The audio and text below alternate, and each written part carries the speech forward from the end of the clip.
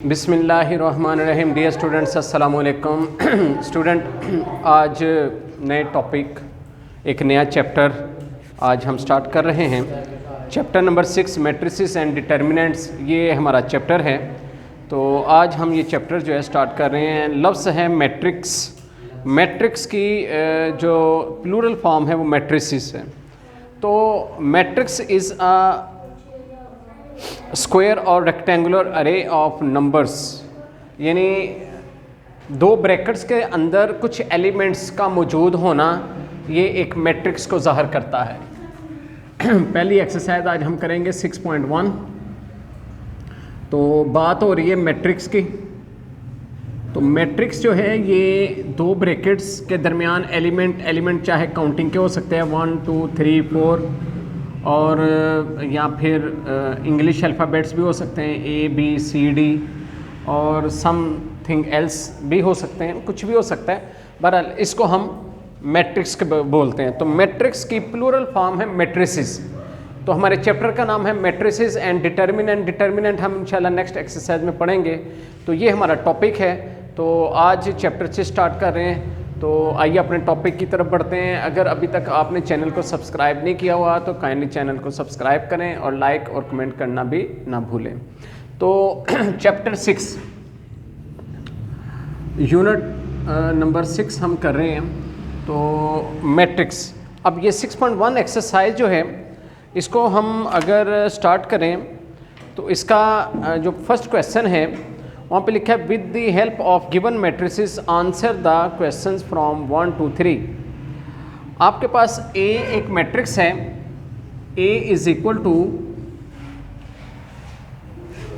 2 -2 -5 and 0। ये आपके पास एक मैट्रिक्स है। अब इसमें अगर हम, जैसे उन्होंने कहा कि क्वेश्चन नंबर 1 से लेकर 3 तक क्वेश्चन जो है ना, इन डायग्राम्स को, इन मैट्रिक्स को देख के आप क्वेश्चन नंबर 1 से 3 का आंसर दें। तो क्वेश्चन नंबर 1 में लिखा है कि what are the order of the matrices A, C and F। A, C और F का जो ऑर्डर है ये आपने बताना है। तो व्हाट इज़ ऑर्डर? देखिए, ये एक A मैट्रिक्स है। इसका ऑर्डर समझने के लिए हमें रोज़ और कॉलम को समझना पड़ेगा। ठीक है, इसमें रोज़ जो हैं, अगर आप वर्टिकली एक मैट्रिक्स के एलिमेंट्स को इस तरह वर्टिकली देखें तो ये एक रो कहलाती है। ठीक है, इस अंदाज में अगर देखा जाए तो ये रो है। इसी तरह ये मैट्रिक्स है, इसके अंदर ये सेकंड रो है, यानी वो फर्स्ट रो थी, ये सेकंड रो आ गई। तो इस तरह पता चला कि इस एक मैट्रिक्स के अंदर 1 और 2 रोज़ हैं। ठीक है जी, 2 रोज़। और अगर हम बात करें कॉलम की, तो कॉलम जो है वो वर्टिकली देखा जाएगा, यानी ऊपर से नीचे जब हम ऐसे देखेंगे तो ये एक कॉलम है और ये एक सेकंड कॉलम है। तो इस तरह इसके अंदर 2 कॉलम्स आ गए, 2 कॉलम्स। तो इस तरह पता चला ये एक ए मैट्रिक्स, ये एक मैट्रिक्स है, इसके अंदर 2 रोज़ हैं और 2 कॉलम्स है। ये भी सेम ऐसे ही था, इसमें भी ये 2 रोज़ थी और ये 2 कॉलम है। तो अगर इसके ऑर्डर की बात की जाए कि इसका ऑर्डर क्या है, तो इसके 2 रोज़ बाय 2 कॉलम, ये इसका ऑर्डर कहलाता है। तो ये है, हमने एग्जांपल की तरफ चले गए। हमारे पास क्वेश्चन जो है वो तो ये है। आपने जो क्वेश्चन ए, आपके पास ए मैट्रिक्स गिवन है, आपने इसको ऐसे सॉल्व करना। आपने यहाँ पे नंबर ऑफ रोज़ लिखनी है पहले कि आपकी नंबर ऑफ रोज़ कितनी। तो अगर हम इसको रोज़ को देखें तो हमने हॉरिजेंटल देखना होता है, यानी 1 और ये 2, यानी इसमें 2 रोज़ हैं। बात करें अगर कॉलम की, तो कॉलम जो है वो वर्टिकली देखना होता है ऊपर से नीचे। तो ये 2 कॉलम्स हैं। तो इस तरह ऑर्डर अगर हम देखें, ऑर्डर क्या है इसका, तो ऑर्डर हो जाएगा 2 बाय 2। इसमें ये जो पहला 2 है ये ऑर्डर रो को शो करता है, और जो सेकंड 2 है ये कॉलम्स को शो करता है। तो यानी रो बाय कॉलम ये ऑर्डर होता है, यानी 2 बाय 2 जी। तो स्टूडेंट, अब हम ये ए मैट्रिक्स के रो और कॉलम जो है ये हो चुका। अब हम इसका जो है लिखा है नेक्स्ट वन सी मैट्रिक्स जो है वो देखते हैं क्या है। यहाँ पे मैं लिखता हूँ सी मैट्रिक्स पहले। तो इस फर्स्ट क्वेश्चन का जो सी मैट्रिक्स है वो है आपके पास C इज इक्वल टू 3 -1 और 0। अब ये मैट्रिक्स है आपके पास। तो बिल्कुल इसका भी उसी तरह आपने ऑर्डर ही बताना है। तो सबसे पहले नंबर ऑफ़ रोज़, अगर देखें इसमें नंबर ऑफ़ रोज़ कितने हैं, फिर आपने कॉलम देखने हैं कॉलम कितने हैं। तो अगर बात करें रोज़ की, तो देखिए रोज़ के बारे में मैंने बताया कि इसको हॉरिजेंटल देखना है। हॉरिजेंटल कहते हैं ये लेटिव फॉर्म कह लें, जैसे ये ऐसे, जैसे हम एक पेज होता है हमारा रजिस्टर्ड का या कॉपी का, तो इसकी जो लाइनें होती हैं जैसे, ठीक है ना, तो इसको हम हॉरिजेंटल फॉर्म कहते हैं। तो यहाँ पे अगर इस अंदाज में देखें तो ये 1, ये 2 और ये 3, यानी इस मैट्रिक्स के अंदर 3 रोज़ हैं, ये 3 आ गया। और अगर बात की जाए कॉलम की, कॉलम जो ना हमने वर्टिकली देखना होता है ऊपर से नीचे, तो वो एक कॉलम बन रहा है ऊपर से नीचे ना, तो इस तरह ये।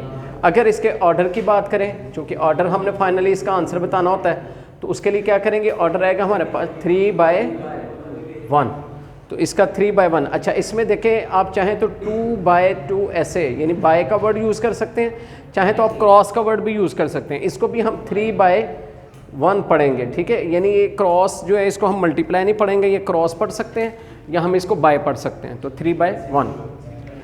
इसी तरह इस क्वेश्चन के अंदर, फर्स्ट क्वेश्चन के अंदर एफ वाले मैट्रिक्स की भी बात हुई है। अब एफ का मैट्रिक्स देखते हैं। एफ का मैट्रिक्स है हमारे पास -3 4 0 5 और 3 -1। तो अब आपने यहाँ पे भी बिल्कुल पिछले क्वेश्चन की तरह पहले रोज़ देखे कितनी है, फिर कॉलम देखते हैं, फिर हम ऑर्डर देखेंगे। तो रोज़ देखें, रोज़ हैं हॉरिजेंटल फॉर्म 1 2 3 रोज़, और कॉलम की बात करें तो ऊपर से नीचे 2 कॉलम्स हैं, तो इसका ऑर्डर आ गया 3/2। तो इस तरह ये हमारा क्वेश्चन नंबर जो 1 था, ये क्वेश्चन नंबर 1 था। क्वेश्चन नंबर 1 के अंदर ये 3 पार्ट्स हमें फाइंड करने के लिए कहे गए थे कि इन 3 मैट्रिसेस के आपने ऑर्डर फाइंड करने हैं, तो ये इन तीनों के ऑर्डर फाइंड कर लिए।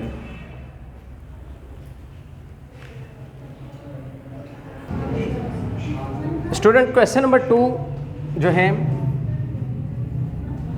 क्वेश्चन नंबर 2 में लिखा है कि what are the orders of the matrices B D and E.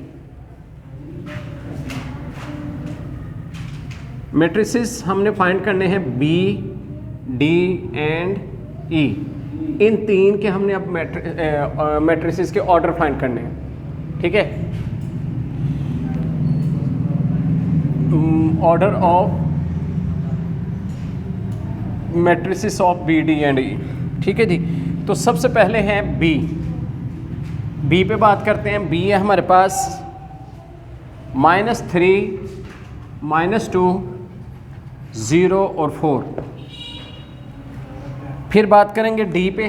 D का मैट्रिक्स हमारे पास है, वो भी लिख लेते हैं, -3 2 और 0 और 0 1 5 और नेक्स्ट वन है 4 -2 और 2, और लास्ट मैट्रिक्स है ई। ई जो है वो हमारे पास ये है -3 2 और 0।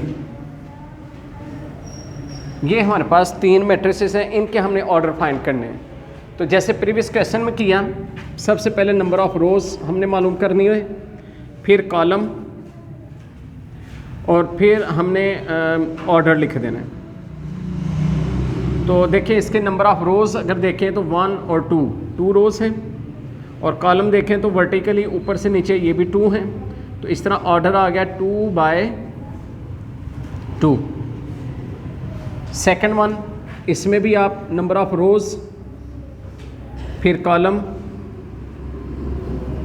और फिर ऑर्डर, ये आप करेंगे। तो सबसे पहले डी वाले मैट्रिक्स में अगर देखा जाए तो इसमें भी नंबर ऑफ़ रोज़ देखें 1 2 और 3, नंबर ऑफ़ रोज़ 3 हैं। अगर नंबर ऑफ़ कॉलम्स की बात करें तो ऊपर से नीचे देखें तो वो भी 3 कॉलम बनते हैं, 1 2 और 3, तो 3 कॉलम। इस तरह ऑर्डर बन गया 3/3। और ई वाला मैट्रिक्स जो है आपके पास, अगर उस पर बात करें तो सबसे पहले उसमें अगर रोज़ देखें तो उसमें रोज़ सिंपल 1 है, यानी एक ही रो है। अगर हम इसको हॉरिजेंटल फॉर्म में देखें तो इस तरह एक ही रो बनती है, तो इसमें एक रो है आपके पास। अगर बात करें कॉलम, तो कॉलम जो है ना वो ऊपर से 1 2 और 3 कॉलम है, और इस तरह ऑर्डर जो है वो आपका बन जाएगा 1/3। तो इस तरह 1/3, तो इस तरह ये जो है इसका सेकंड पार्ट था बिल्कुल पहले क्वेश्चन की तरह। तो ये भी इस तरह मुकम्मल हो गया। स्टूडेंट क्वेश्चन नंबर 3 जो है लिखा है what element is in the second row and third column of matrix D. ये क्वेश्चन 3 है, सिर्फ इतना ये क्वेश्चन है, स्टेटमेंट सिर्फ क्या है, व्हाट एलिमेंट, कौन सा एलिमेंट है, is in the second row, second row में मैंने डी मैट्रिक्स लिखा है। क्वेश्चन का सोल्यूशन स्टार्ट करेंगे, ये डी मैट्रिक्स मौजूद है। अगर इसमें बात करें सेकंड रो की, यहाँ पे जैसे लिखा है सेकंड रो, तो सेकंड रो कौन सी है, ये देखें ये फर्स्ट रो है, ये है सेकंड रो, इसका मतलब ये हमारे पास सेकंड रो, मैंने निशान लगा दिया ज़रा हाईलाइट करने के लिए कि ये हमारे पास सेकंड रो। अच्छा, एंड थर्ड कॉलम, और बात करेंगे थर्ड कॉलम, कॉलम थर्ड जो है वो कौन सा है, 1 2 और 3, ये है थर्ड कॉलम, ये भी इस पर निशान लगा लेते हैं। तो इस तरह कहता है कि आपने वो एलिमेंट बताना है जहाँ पर ये सेकंड रो और थर्ड कॉलम आपस में मैच होते हैं। यानी मैं आपके लिए आसानी के लिए और ऐसे कर देता हूँ, सेकंड रो अगर मैं ऐसे डॉटेड निशान लगा के बताऊँ आपको, तो ये सेकंड रो पूरी होगी, और थर्ड कॉलम की अगर बात करें तो ये थर्ड कॉलम। अब वो कौन सा एलिमेंट है जहाँ पे सेकंड रो और थर्ड कॉलम दोनों मिल रहे हैं, अगर आप देखें गौर से तो यहाँ पर ये थर्ड कॉलम और ये सेकंड रो दोनों के दोनों जो है ना वो यहाँ पे मिल रहे हैं। तो इसका मतलब है उसने पूछा है कि what is the element in the second row and third column of matrix D, matrix D का सेकंड रो और थर्ड कॉलम का कौन सा एलिमेंट बनता है। तो वो एलिमेंट जो है वो बनता है 5। तो इस क्वेश्चन का आंसर जो है ना वो सिर्फ 5 है, यानी एक जनरल सवाल, बिल्कुल इजी सा सवाल है, तो इसमें सिर्फ इसका आंसर जो है वो 5 है जी। तो स्टूडेंट क्वेश्चन नंबर 4 जो है यहाँ पे लिखा है which are the following matrices are equal और विच आर नॉट। इनमें से कौन से मैट्रिसेस जो है ना वो आपस में इक्वल हैं और कौन से इक्वल नहीं हैं। तो ये मैंने बोर्ड पे सारे मैट्रिसेस लिखे हैं, A B C D E F G H I J K L तक सारे मैट्रिसेस यहाँ पे मौजूद हैं। तो आपने बताना है इनमें से कौन से इक्वल हैं और कौन से इक्वल नहीं। मतलब सबसे पहले बात करें, अगर हमारे पास A मैट्रिक्स है 4, अगर इसके नंबर ऑफ रो और कॉलम की बात करें तो इसमें एक ही रो है, एक ही कॉलम है, 1/1 का मैट्रिक्स है ये। तो अब देखें किसी और में हाल ही 4 मौजूद है इनमें से किसी के अंदर, यानी जितने मैट्रिक्स यहाँ से ए से लेके एल तक गिवन है, क्या इनमें कोई और मैट्रिक्स ऐसा है जिसमें 4 मौजूद हो। तो अगर आप थोड़ा सा गौर करें तो ये देखें आपके पास डी मैट्रिक्स जो है ना ये इस फॉर्म में लिखा है 2+2। आप जानते हैं 2+2 4 ही होता है, तो ये भी वही 1 रो और 1 कॉलम ही बनेगा। ये ऐसा नहीं है कि ये 2 एक रो कॉलम ये बन गया, एक कॉलम ये बन गया, ये 2 कॉलम, ऐसा नहीं है, बल्कि बीच में प्लस का साइन है, इनको प्लस करें तो वही 4 बनता है जो कि 1 रो 1 कॉलम को शो करता है। इससे पता चला कि इनमें ए मैट्रिक्स जो है ये डी वाले मैट्रिक्स के इक्वल है, यानी A matrix is equal to D matrix. तो बस यही इसका आंसर है कि ये 2 मैट्रिक्स आपस में इक्वल हैं। इसी तरह अगर बात करें बी मैट्रिक्स की 1 और 2, तो आप देखें किसी और मैट्रिक्स में 1 और 2 मौजूद है, यानी जिसमें ये 1 रो और 2 कॉलम हो। तो अगर आप देखें इसको, ये आपके पास मैट्रिक्स है कौन सा, बुक दें ज़रा, इसमें कोई भी ऐसा मैट्रिक्स बज़ाहिर नज़र नहीं आ रहा जो कि बी वाले मैट्रिक्स के इक्वल हो, लेकिन यहाँ पे जो एफ़ वाला मैट्रिक्स है इसमें मिस्टेक हो गई, मतलब यहाँ पे 5/2 नहीं है, 5/5 है, ठीक है। तो 5 और 5 जो है 5 पे डिवाइड करें तो 1 आ जाता है, 4 को 2 पे डिवाइड करें तो 2 आ जाता है। तो यानी ये अगर 1 2 है तो ये भी आपके पास 1 2 बन जाता है, यानी 5 को 5 पे डिवाइड किया तो 1, 4 को 2 पे डिवाइड किया तो 2 आ जाता है। तो ये भी आपके पास 1 रो और 2 कॉलम बन जाएगा। इससे पता चला कि ये बी मैट्रिक्स जो है ये एफ मैट्रिक्स के इक्वल है।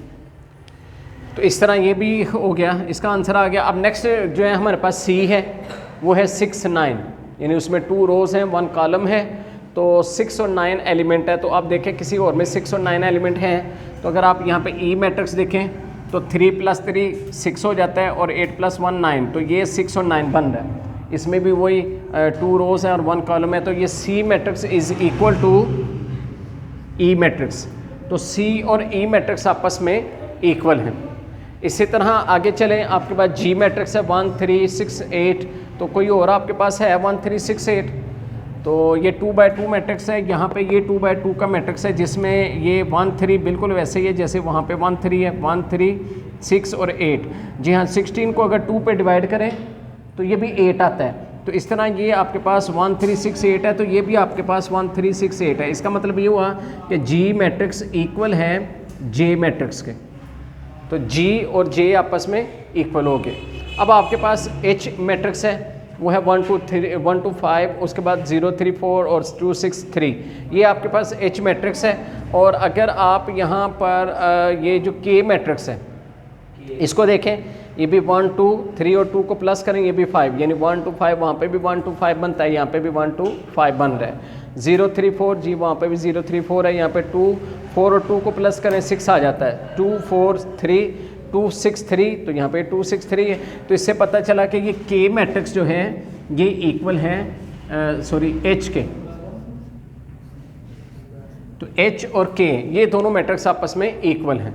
बच्चा आपके पास आई मैट्रिक्स, आई किसी के इक्वल नहीं है, 1 3 6 7 नहीं है। और आपके पास ये जो एल मैट्रिक्स है ये भी किसी के नहीं है, क्योंकि यहाँ पे 3 था, यहाँ पे 2 था, ये दोनों इक्वल नहीं बनते।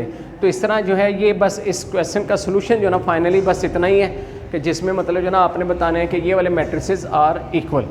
ठीक है जी, तो इस तरह ये आपका क्वेश्चन कंप्लीट हो गया और इसके साथ आपकी ये एक्सरसाइज भी मुकम्मल हो गई। मिलते हैं इंशाल्लाह नेक्स्ट एक नई एक्सरसाइज के साथ। अपना बहुत सा ख्याल रखिए। अल्लाह हाफिज़।